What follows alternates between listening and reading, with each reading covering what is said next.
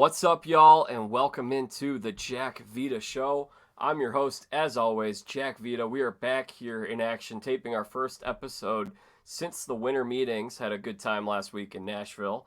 And, of course, we had some huge news break over the past week. Here to break it all down is the man who has been covering the Los Angeles Angels for the past 5 years on the Angels beat for MLB.com. Before that, he was spent 8 years covering the Twins. He's now a frequent on this show. That's right, we are talking about Shohei Ohtani, the stunning 10-year, $700 million. We got Rhett Bollinger here to break it all down. Rhett, thank you for returning the show. Of course, I'm excited to be back on. It's great to have you here. So we're gonna start. Obviously, this is a big news story, especially in our sport, baseball. And I know that not everyone who listens to my podcast regularly is super up on all things baseball. So we always try to explain what's going on here. So first and foremost, Shohei Ohtani, best player on the planet right now. He was a free agent, and he just took a record-setting contract to sign with the Los Angeles Dodgers. So we're going to break this down. We're going to talk about the Angels. We're going to talk about MLB, hot stove, all things here. Rhett, where were you when you found out? How'd you find out?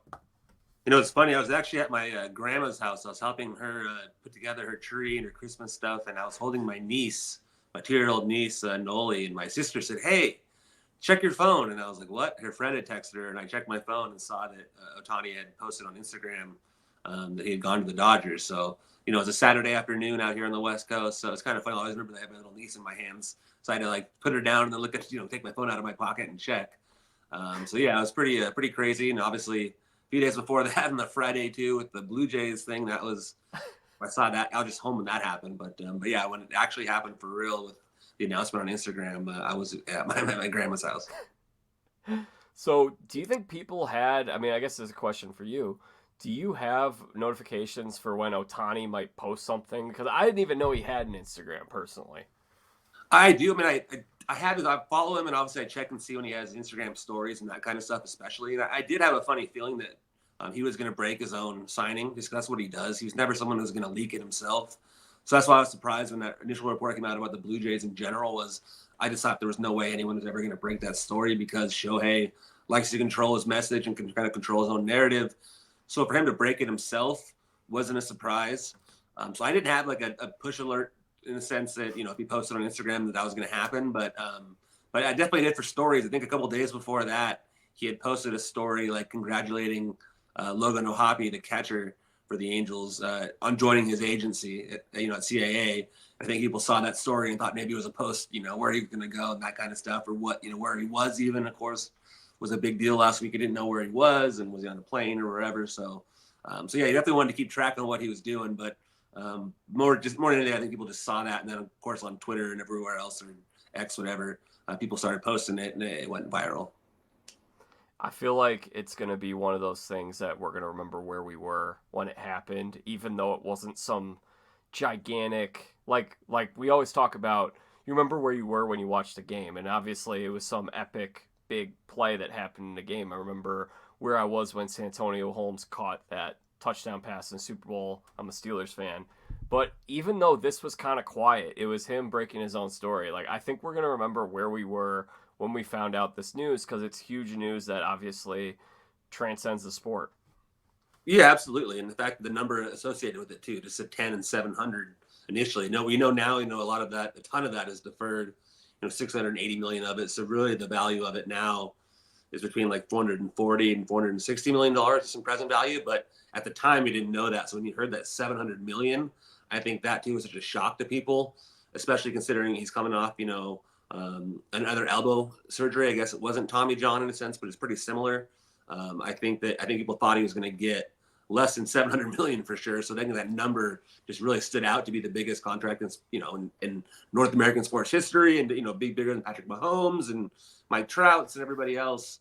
I think that was a stunning part too. But we did learn that, days later, more about the way the contract is structured, which is definitely a unique contract for a very unique player. Yeah, we'll get into it. I was downtown Chicago walking around, enjoying a little Christmassy, Chicago stuff with some friends that were in town. Got the notification I've got, at this time of year, I got the Bob Nightingale Twitter notifications turned on, so I find out everything that's happening whenever Bob tweets it. And then I looked and I saw that number and I was like, holy smokes. And I'm going to ask you this question, Rhett. Were you surprised by the number, the team? Because I was honestly surprised that the Dodgers went that high. Yeah, I mean, I think it's funny because like it's one of those ones where there was a lot of surprise and shock and everything. But if you would have told me, a few months ago or even a few years ago, the Dodgers were going to sign Ohtani for a record amount of money, yeah, I would have said, of course. Yeah, I mean, that always made the most sense in terms of just his desire to win and all that. I think the Dodgers, are always the betting favorites to sign him in a sense.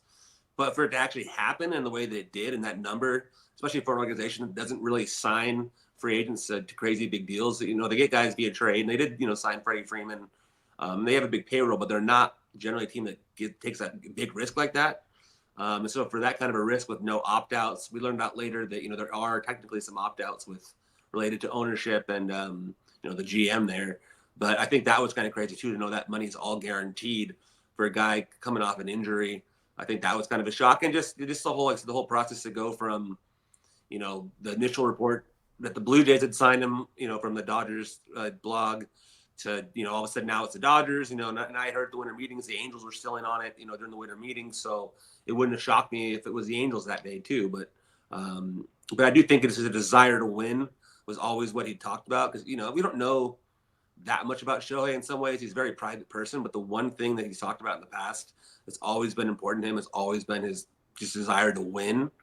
And I think if the Angels would have won, I think we would have seen him stay there. I think he's a loyal person, and I think they didn't win, and it just wasn't enough. And the Dodgers have a team that's been in the playoffs, 7 or 11 straight years, so it gives him a chance to go win and be on the biggest stage and try to, it's going to be really fun to see him in the postseason. But definitely a tough week for Angels fans. You mentioned the desire to win and had things shaken out a little differently for Anaheim over the last couple of years. Things look a little different. I am curious to know. I know you and I chatted the last time I had you on was shortly after they made those trades at the deadline, and they went on that huge losing skid. They had a lot of injuries. I mean, one of the things I think that's honestly been overlooked a little bit by people, fans, and people covering the sport outside of you, Rhett, and the people who are on the beat, is this team was decimated by injuries all season. I mean, this was I think I saw something where like 23 guys who are on their 26-day opening day active roster either got DFA'd or put on IL at some point in the season. I'm just curious though. I mean, do you think that had things shaken out a little differently, if this team stays healthy, if the reinforcements come in, and I mean they went on I think like a 7-game win streak around late July, swept the Yankees, things were looking really good right there before the deadline.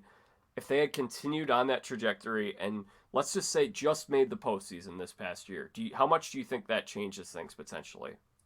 It's a good question, and it's hard to really know, but it might not have been enough. I mean, really, I think it's just the culture of winning the Dodgers have done for so long now. I think part of it's just Shohei wanted the guarantee of kind of being on a team that's on a winning trajectory, and I think we know right now the Dodgers, with him especially, are a team that's built to win. Whereas I think the Angels, even if they would have made the playoffs this year and played better, I don't know if that would have changed the long-term outlook for that organization. But I do think that, it's just all about for him the winning. And I think it just didn't really happen enough over the course of his entire time there, not just the 1 year. It wasn't like it was just this season, it was 6 years of being below 500. So I think it just kind of all added up. And you're right. Injuries definitely were a big thing for them this year. And it's been that theme for many years. They've had a lot of unfortunate luck with injuries and that kind of stuff, during the entire tenure. And I think I saw a stat from Jeff Fletcher, the OC Register. I think that Ohtani and Trout only played together in, I think, 48% of the games during their time together because of injuries and all that. So it just kind of shows you that they never really were at their powers at the same time, because everyone always kind of talks about they wasted them together. But really, if you followed the Angels, a lot of the time when, Ohtani was at his peak, in 21 and this past season, those were 2 years where Trout was hurt a lot of the time too. So there wasn't too many seasons where, Ohtani was a full-time two-way superstar and Trout was fully healthy, putting up a 10-WAR season too. That didn't really ever happen. So it's just kind of tough the way it all worked out for them. And and just never were able to get on a winning path forward. And now the Angels have to kind of move on and figure out what they want to do and add to this team, because they still have, some room in their payroll to add some more players here. They got to get some more pitching. They still have a lot of needs. And that was the thing. Even if they signed Shohei, they'd have a lot more to add this offseason, whereas the Dodgers already just kind of have a better core than the Angels at this point. Yeah, I mean, Dodgers won 110 games just 2 years ago, 107 games, something. It was a high win total. Can't remember the exact number, but yeah, I honestly was surprised that the Dodgers ended up going that high. I mean, to what you were saying, this is a team that's been very shrewd financially. They gave Mookie Betts that big contract. You look at Freddie Freeman's contract; it's only like a 6-year, $25 million a year type of deal, and that looks like a great contract. It wasn't one of these 10 to 13-year contracts. So when he got injured last season, when he had the torn UCL, I thought this will probably limit the amount of money that the Dodgers are going to spend, because I'm thinking they're probably going to look at it as he might not pitch until, I mean, Bob Nightingale was on here a couple weeks ago, and he brought up, since Ohtani is playing, it might take him longer to recover from Tommy John than it would the normal pitcher who's coming back if he's going to be a DH all season. So when is he going to come back, and how effective is he going to be after he comes back? So I personally thought the Dodgers would not go to this degree in terms of dollar value, and I thought the Angels would be, you know what, we'll do whatever we can to keep this guy. I think you reported just a little bit ago, Perry Minasian has not said how much they were willing to go, so we don't know how much they were willing to offer him, right? Well, we do know just from the reporting that, at this point that they did not match the Dodgers, which you're right. It surprises me too, because I would have thought that the Angels would have at least matched the offer or done whatever they could financially to keep them, to make up for the fact that they hadn't been winners, because they know how much Shohei means to them, on and off the field. I mean, he's such a big draw, internationally, and just with, fans in general, bringing in all the revenue just for him as a player, and even just the ad revenue and the ballpark, that kind of stuff. I would have thought the Angels would have done whatever it took in terms of the financials of it, but it sure sounds like they were given, at least according to Shohei's agent, Nez Bolello, telling reporters at the press conference on Thursday that, that in fact, it seemed like the Angels were given kind of a chance to match it, but declined to. So it's interesting to hear that, especially. I mean, I'm sure Angels fans definitely are not happy to hear that, because they're going to want to hear that their team did whatever they could to keep Shohei, and right now, it doesn't seem like that might have been the case. But you said that is a lot of money, $700 million guaranteed. But with the structure of it, it's definitely not exactly that. I think I got all the headlines of $700 million, but with the deferrals and the way that, inflation and just the way that money now is worth, more than money later, the true value really is more in line with what people would have thought. The true value of the contract is really, in present day money, is like 440 to 465 million, whatever it is, which is kind of what I think most people would have guessed. If someone said, hey, Shohei's going to get 10 and 460, you would have said, okay, yeah, because that beats Trout's, 426, it's high AAV, but when you heard 10 and 700, that was like the big shocker. That was just like the overall, and he is going to get $700 million. It's just going to be spread out, 10 years beyond even his playing career. So it is a crazy contract, but I do think the Angels not fully matching it is a surprise, because I would have thought the Angels would have done whatever it took. Yeah, I thought that he meant more to them than he would mean to another team. Maybe the Giants similarly need to bring in that marquee player to get the fans back, but my thought was it hurts more to lose Ohtani than to never be able to sign him at all. Like, Cubs fans here in Chicago. And who's to say if they would have matched it though too, or even gone over? There's nothing that would have there's no guarantee what it took it, in a sense, right? Like, it seems like everything he talked about leading up to it, and everything we believed about his process, and everything he said at the press conference over and over again was about winning and winning culture. I think the Dodgers probably were going to, find a way anyway. I think even if the Angels would have matched it or gone above and beyond, the Dodgers might have came back and got another, I think that if he really wanted to go back to the Angels, he would have found a way to talk to them and made it work. But I think at this point, I think like Nez said, it just wasn't going to work. So even if the Angels did match it, I think just the writing on the wall was that, I think he wanted to go to a place where he could win. So I do think the financials, it's tough, and especially for the fans to hear that. But I do think more than the financials, I think it's just the Angels just didn't do enough to win and guarantee him a chance to win going forward.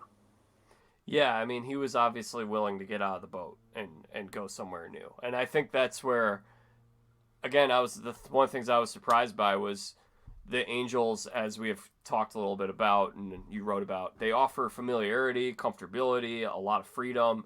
It'll be really interesting to see. Will he be granted the same kind of freedom in LA? I know that he doesn't really talk to you guys very much. Yeah, the LA Times, Dylan Hernandez, their columnist, had a really interesting article about that.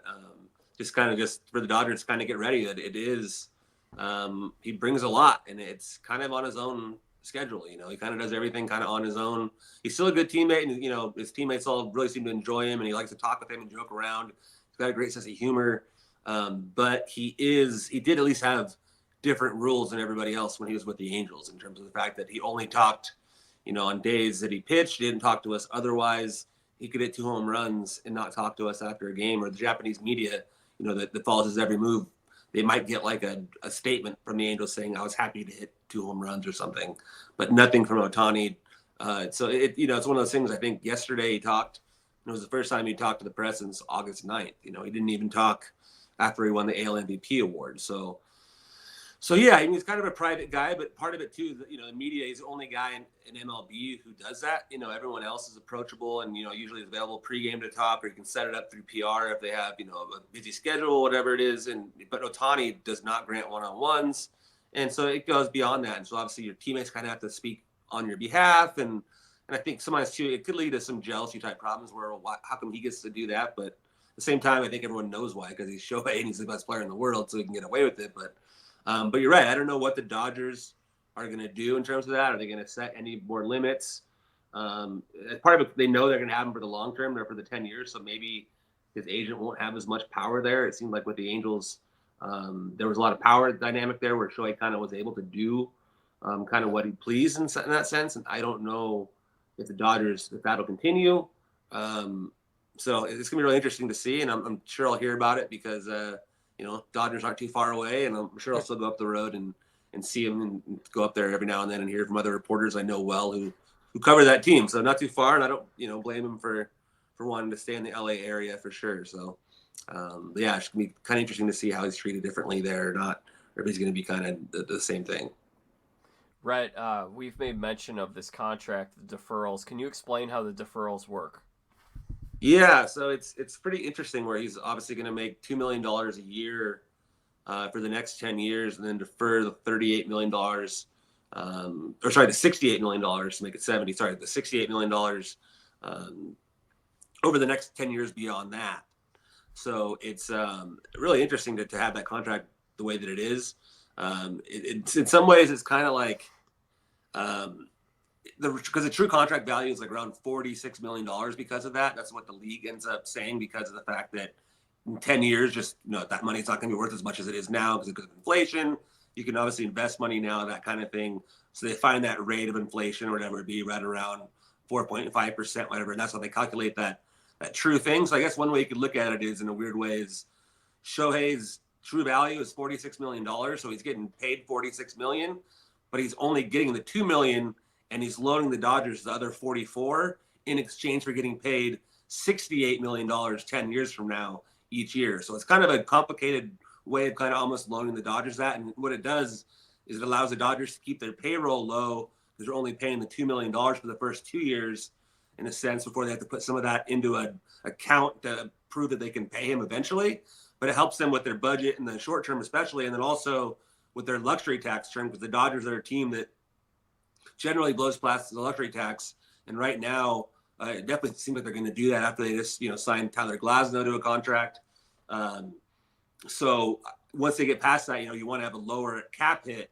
And so his luxury tax hit is only $46 million instead of 70. So that's a big difference. That frees them up an extra, $25 million a year to pursue other free agents without having to have that money go over certain thresholds that you get penalized for and get taxed at different rates. So it's a contract that greatly benefits the Dodgers. I know a lot of fans are up in arms and asked how it could be legal, but the CBA makes it explicit that that's absolutely legal.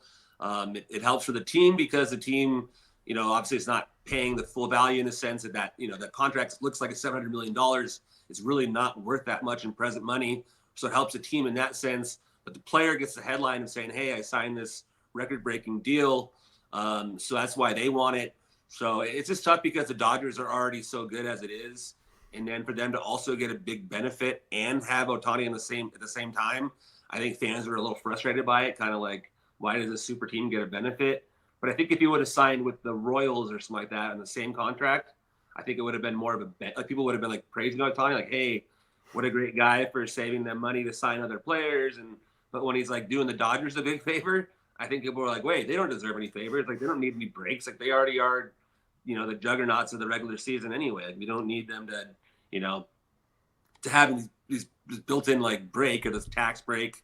And even tax-wise too for Ohtani, what he can do too is in 10 years when he gets paid that that $68 million a year, he doesn't have to live in California in a sense. So he wouldn't have to get taxed the California tax rate too. So if he could move somewhere else or go back to Japan, he'd get taxed at a different rate. So there are some benefits. Go to Texas and just keep all your money. Florida or something like that.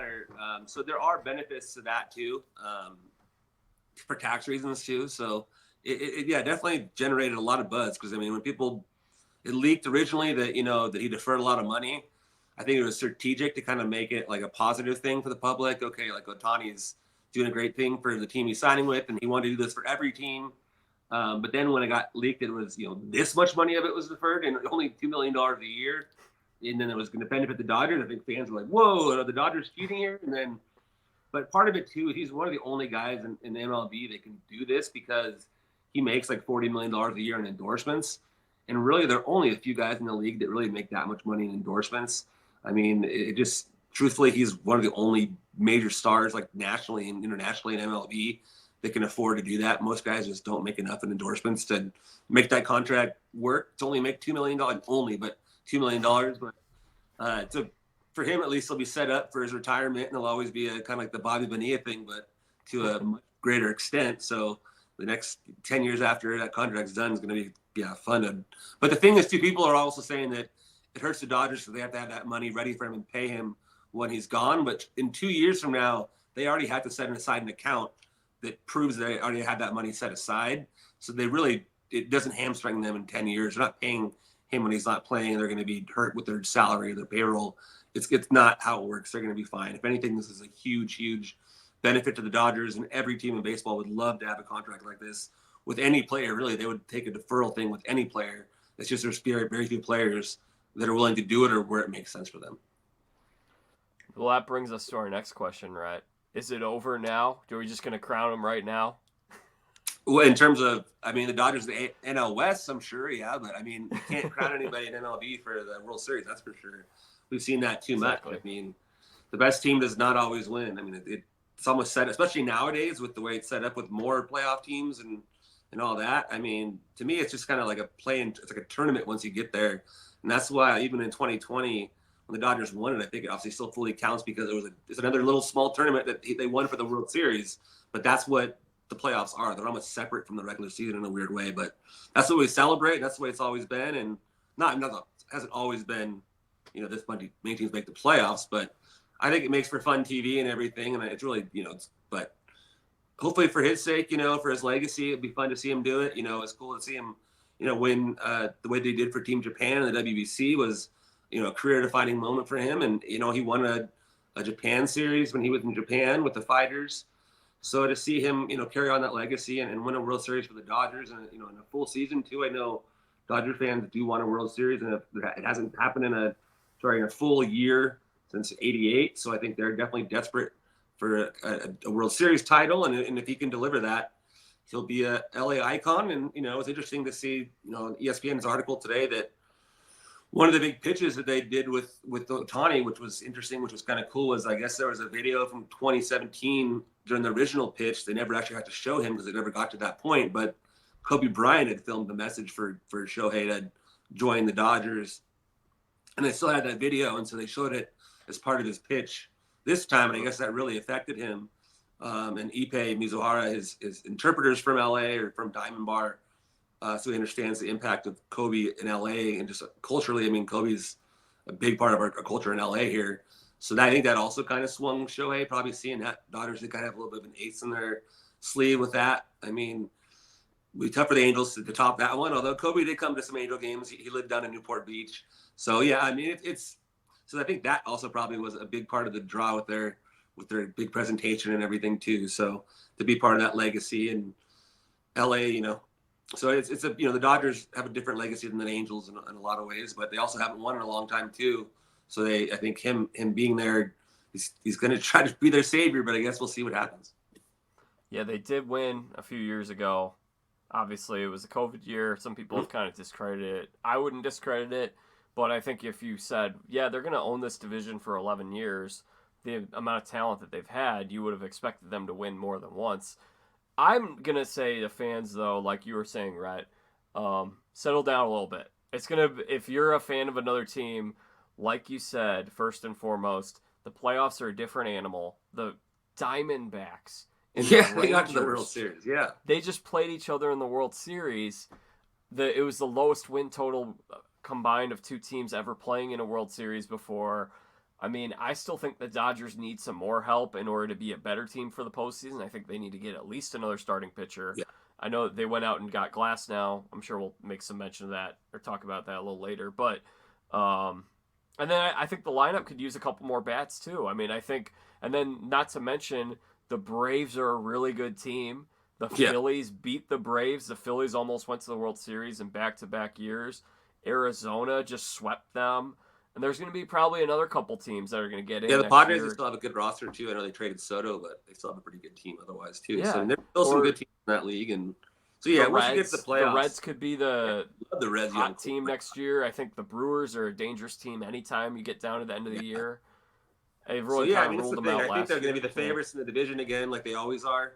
But beyond that, you never know. It's a crapshoot once you get the playoffs. But I do think Ohtani can change that calculus once he's fully healthy, if he's going to be a starting pitcher and be dominant again, because that'd be fun to see in the postseason. We haven't seen that before in pitching in the playoffs. And obviously, we know next year that he's not going to be ready to pitch by then. I think he's supposed to be, but from what they said, I mean, he's supposed to be throwing like simulated games by like September. So he's on a pretty good pace where he should be ready to go to pitch, full speed by, 2025. I guess it wasn't a full Tommy John. It was something similar to it, but something that hasn't really been done too often. But I guess where the tear was a good place. Because otherwise, I think the Dodgers wouldn't have probably done this deal if there was any concern. But the doctor that did it talked to the LA Times, and from all the reports, and even from talking to Neds and everything else when it happened, the tear wasn't a re-tear of the original UCL. It was in a different spot, and so it was able to be repaired separately. And the original UCL repair is still fully, totally fine. And if that was not the case, if he would have torn that again, then I think that he wouldn't have got that contract, and there would have been a lot more worry about him coming back from Tommy John twice. But the fact that it was a different type of surgery, I think, gives more optimism. And I guess the success rate is supposed to be, according to the doctor who performed it at least, just as high as a regular Tommy John surgery, which is, above 90%. So I think there's a pretty strong chance we're going to see Ohtani back at his normal two-way, powers here in 2025. Do you think at some point he ends up moving the bullpen?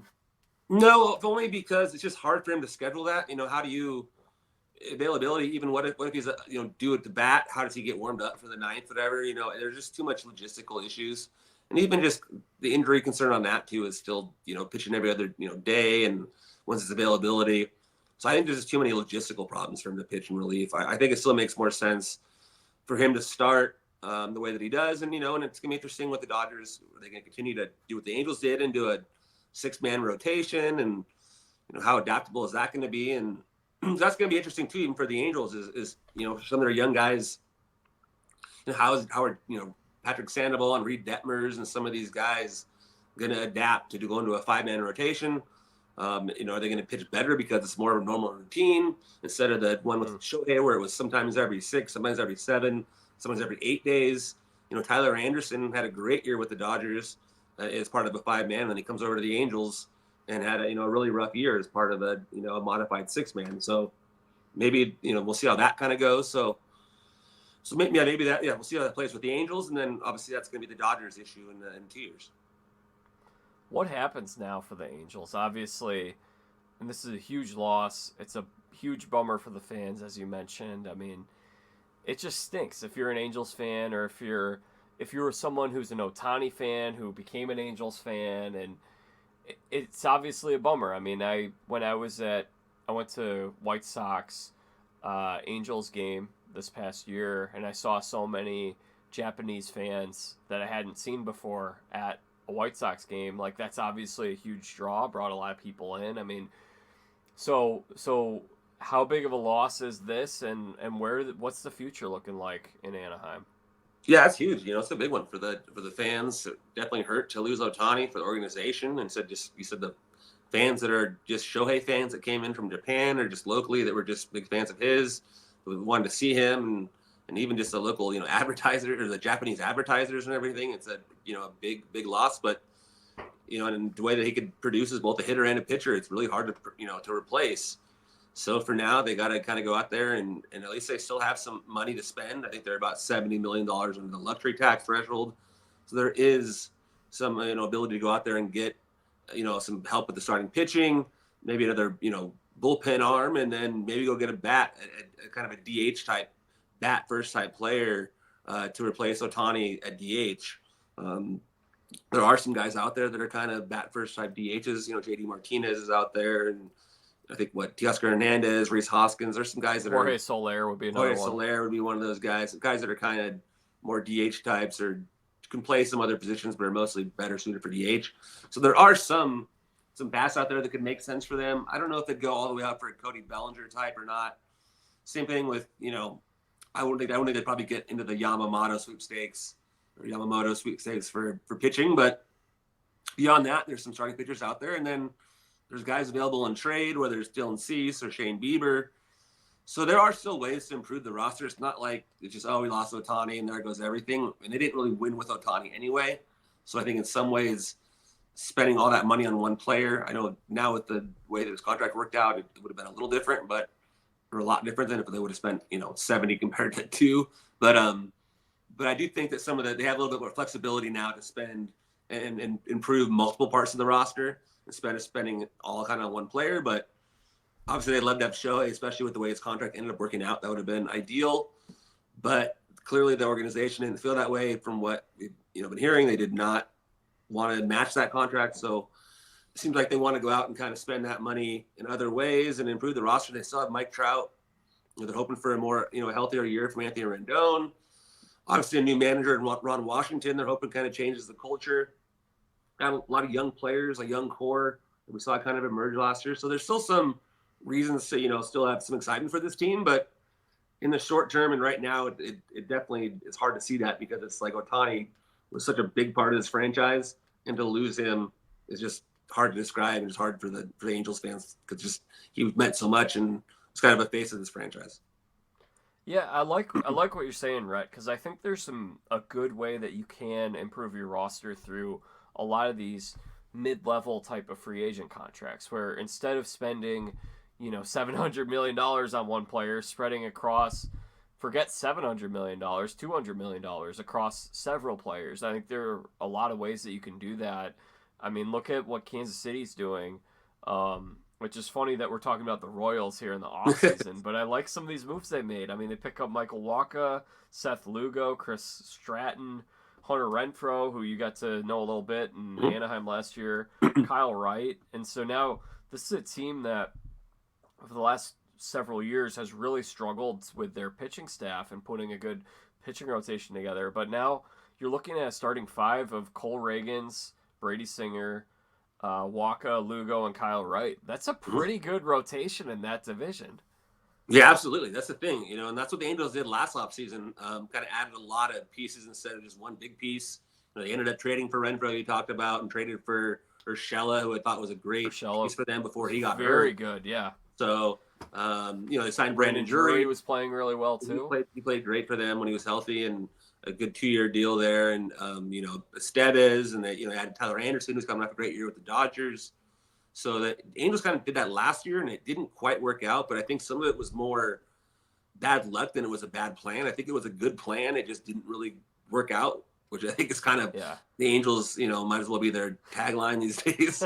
Good intentions, but it didn't work out. So they tried their best. But yeah, no, I do think that makes more sense for this team. Like the Dodgers do have other needs too, but they're just in a better position to pay a bunch of money to one guy because they already have a bunch of other core players that are, key veterans that are already proven players. Whereas the Angels right now do have some interesting young players, but sometimes it's hard to count on those players to know exactly what you're going to get. And then you just need more pitching depth there for sure. And then I do think they need to get at least one kind of bat first player who can DH a lot, but you still want to get some DH time to Rendon and Trout. But I do think that they need another bat in there to replace. If they don't replace Ohtani's bat, they'd be in some trouble. So they got to get another bat in there. But probably just maybe the one bat and then really focus on pitching and even the bullpen as well. They've added, some guys on 1-year deals so far. Adam Simber and Luis Garcia, Adam Kolarek. Traded, with the Braves and got a lefty and Tyler Thomas. So they've added to the bullpen, but only 1-year deals. So there's still a lot of room to add more. And like I said, they're $70 million under the threshold, and they went above that threshold at the trade deadline. So you got to figure they'd at least get close to it. So that gives you a pretty good amount of money to work with going forward. And I think especially now that you're out on Ohtani, my guess is they'll probably be out on the other really big names like the Bellingers and the Yamamoto's and guys like that, and probably more likely to go, guys like second tier. But I guess if they made a trade for an ace for a guy on a 1-year deal, on the last year of their deal, I could see that too, trying to trade for a Shane Bieber. Just a matter of the prospects right now. Do they have a deep enough farm system after the trades at the deadline? I guess we're going to find that out here pretty soon. Yeah, it'll be interesting. So you wouldn't see them going for like a Jordan Montgomery? I think so. No, he would make sense. I think so. I mean, I think that they need all the help they can get, and a top of the rotation type guy like that would be would make a lot of sense. I just don't know if they're going to go for like the really top, like so Yamamoto's could probably get $300 million. They're not going to go that kind of high, but I think that Montgomery would be a guy that could be in there, and even Blake Snell. I know he's going to get a lot too, but I think any of those guys would make them a lot better, and they should look at any way they can get that rotation to be better because Ohtani was their ace and he was their best hitter along with Trout, and now you got to replace both an ace and a top hitter, and then also a lot more on top of it because they still only won 73 games in back-to-back years with Ohtani as a top two-way player. Then we mentioned it. I mean, we're going to wrap up here in a couple minutes, but we do have a trade here. The Dodgers are getting Tyler Glasnow and Manuel Margot. I think this is interesting. I mean, I really like Glass a lot. However, one of the concerns for the Dodgers pitching staff has been durability, and the most amount of innings that Glasnow has thrown in a season is 120. So I feel like this, obviously there's a very high upside here, but there's also the potential for what we've kind of seen with the Dodgers pitching staff going to the postseason the last couple of years. Yeah, I think right now teams just kind of realize there's not that many guys that throw that many innings anymore. There's not that many aces that throw that many innings. So I think teams are willing to pay for the quality as long as the quality is really high. And when he is healthy, it is a really, really high quality. And you're just hoping you're going to do whatever you can to get as many innings as you possibly can, but just hope to keep him healthy for the postseason. And right now, that was their biggest thing last postseason was it seemed like all their starting pitchers got hurt at the wrong time. They're a really young postseason rotation. So I think for them, if he gave 120 innings but was healthy for the postseason, they would take it in a heartbeat. They would love that. So it's just different the way the game's changed. I think just teams are not looking for innings as much as looking for quality, and I think he fits the quality mold. And they signed him to an extension, I believe, too, or signed him an extension. So it makes a lot of sense for them. They need quality pitching. We saw it last year for the first time. It fell off a little bit for them. They need that depth, and they gave him a young arm. Obviously, Pepio is, I think, could be a really good pitcher down the line. So, I think in the Rays are a very smart team, so I'm sure it's going to be a good return in general. But I think it makes sense with the modern game with the way it's going. But you're right. If you're looking for him to throw 180 innings, they're good luck. And they know that when they made that trade. He's not a guy who's going to do that. So just the way the game has changed. I just want him healthy in the postseason. That would be exactly main thing. I want all the stars healthy in the postseason, and especially Shohei and all these guys. Let's see him in the postseason. And it'd be nice to get Trout back there sometime again soon too. especially for the poor Angels fans. It's been a long time. Okay, Rhett, I know you got to run. Is there anything else on Ohtani off-season related that you want to bring up here before we go Just for now? continue that. I got a story on Angels.com, on MLB.com today about, the Ohtani stuff that happened this week, and the GM, Perry Manassian, talking about, how they plan to pivot from here and who's available. So, and my newsletter is still going to run twice a week. So if you go on MLB.com and you click on the stories, you can subscribe to the newsletter. It runs every Monday and every Thursday. So look in your inbox. A lot of it so far is about Ohtani. Going forward, it won't be as much Ohtani. It's kind of here, and it's not, it's in the past. So yeah, so just follow along there, and I'm on Twitter, X, whatever you want to call it, at Rhett Bollinger on there too. So yeah, I'm still calling it Twitter. I don't care. Same. Yeah, too confusing. So strange, call it just X, whatever. But yeah, follow me on there. That's where I kind of still post my articles and try to interact when I can, but not as much as I used to, unfortunately, with the way the form works. But I'm on there, and so the newsletter definitely is a fun thing I get to do twice a week, and good updates on the team, and a lot of fun stuff in there for sure. He's Rhett Bollinger. Follow him on Twitter at Rhett Bollinger. Read his work at MLB.com. MLB.com/Angels. Easiest place to find it, right? Absolutely. Yep. Or just Angels.com. Yep. All right. So thank you so much, Rhett. Great having you here. Well, thanks for having me on, Jack. All right, y'all. That concludes our conversation today with Rhett Bollinger. One of the very best. Always enjoy having him on.